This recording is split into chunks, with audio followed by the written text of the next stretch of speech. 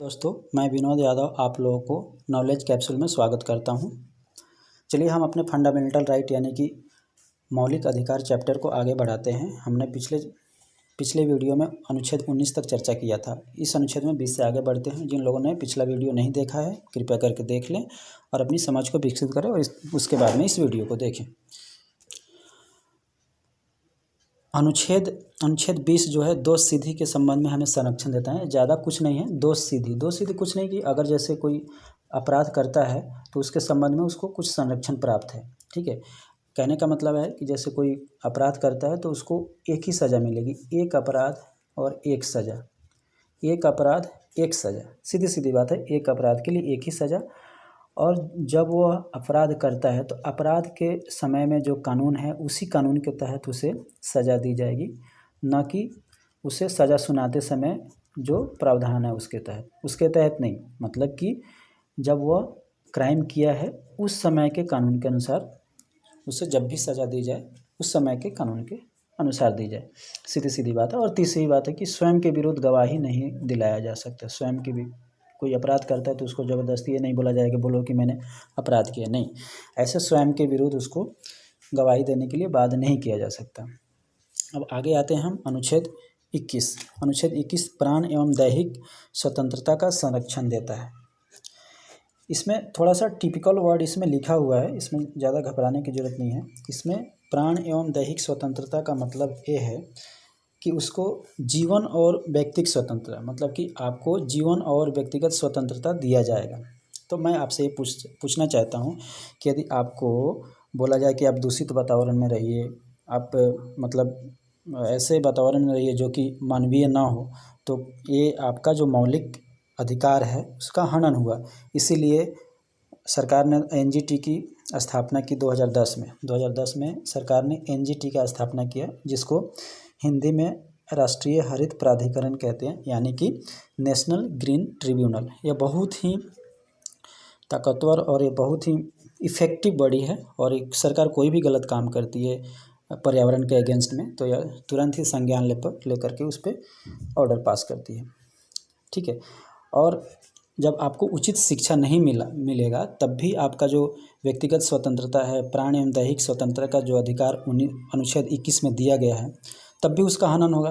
तो अनुच्छेद एक और में जो राइट टू एजुकेशन है, अनुच्छेद 21A में जोड़ा गया है 6 से 14 साल के बच्चों को अनिवार्य निःशुल्क एवं अनिवार्य शिक्षा। ठीक है, ये 86वां अमेंडमेंट मतलब कि 86वां अमेंडमेंट हुआ है 2002 में, और इसका नाम है राइट टू एजुकेशन एक्ट, शिक्षा का अधिकार। Right to education act 2002 and right to education act 2009 भी है। तो 2002 राइट टू एजुकेशन एक्ट यानी कि शिक्षा का अधिकार जो है एक्ट 2009 कुछ नहीं है, 2002 का ही एक संशोधित रूप है। इसलिए right to education act 2002 and 2009 both are same, but there are some amendment in right to education in 2009। तो ये हुआ। इसमें क्या है कि जो 21 का में है ये अमेंडमेंट किया गया और इसके तहत अनिवार्य एवं निःशुल्क शिक्षा की व्यवस्था की गई है। अब आगे आते हैं, अनुच्छेद 22 की चर्चा करते हैं। 22 में दिया है कुछ दशाओं में गिरफ्तारी और निरोध में संरक्षण। अब इस वर्ड को देख करके कन्फ्यूज मत होइए। सीधी सीधी बात है कि अगर आपको बंदी बनाया जाता है या आपको गिरफ्तार किया जाता है तो उसमें भी आपको कुछ अधिकार दिए गए हैं। अनुच्छेद 22 में अगर ये है कि अगर आपको गिरफ्तार किया गया है, बंदी बनाया गया है, तो उसमें आपको कुछ संरक्षण दिया गया है, कुछ अधिकार दिया गया है कि आपका जो गिरफ्तारी है मनमाने ढंग से नहीं हो सकता है। अगर आपका गिरफ्तारी है तो आपको 3 प्रकार के अधिकार दिए गए हैं। आपको 3 प्रकार के अधिकार दिए गए हैं। एक तो है कि कारण, अब 3 प्रकार के अधिकार जो हैं उसमें कारण, 24 घंटा और पसंद का वकील, ये 3 कीवर्ड याद रखिए। कारण मतलब कि आपको जब गिरफ्तार किया गया है तो उस गिरफ्तारी का कारण जानने का आपका अधिकार है। आप जान सकते हैं कि आपको किस लिए गिरफ्तार किया गया है। और 24 घंटे का यह मतलब हुआ कि जब आपको गिरफ्तार किया गया है तो 24 घंटे के अंदर में जो नज़दीक का न्यायालय है वहाँ पे आपको उपस्थित करना होगा। और इसमें ये भी है जो 24 घंटा है, जो आने जाने का जो समय है उसको एक्सक्लूड करके, उसको छोड़ करके। और तीसरा है अपने पसंद का वकील, आप अपने अनुसार अपना वकील रख सकते हैं। अब हम आगे चर्चा करते हैं निवारक निरोध के बारे में। ये अनुच्छेद 22 का ही पार्ट है।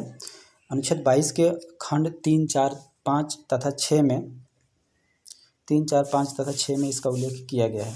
निवारक निरोध कुछ नहीं है। अनुच्छेद 22 में भी जैसे है कि एक तो है कि अपराध करने के बाद गिरफ्तार किया जाता है, और एक है कि आपको अपराध करने से पहले ही गिरफ्तार कर लिया गया।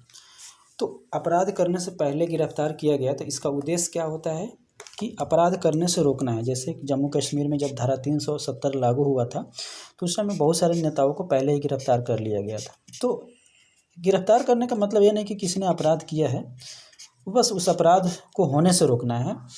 और इसमें है कि अगर गिरफ्तार किया गया है तो 3 महीने से ज़्यादा उसको गिरफ्तार नहीं किया जा सकता है।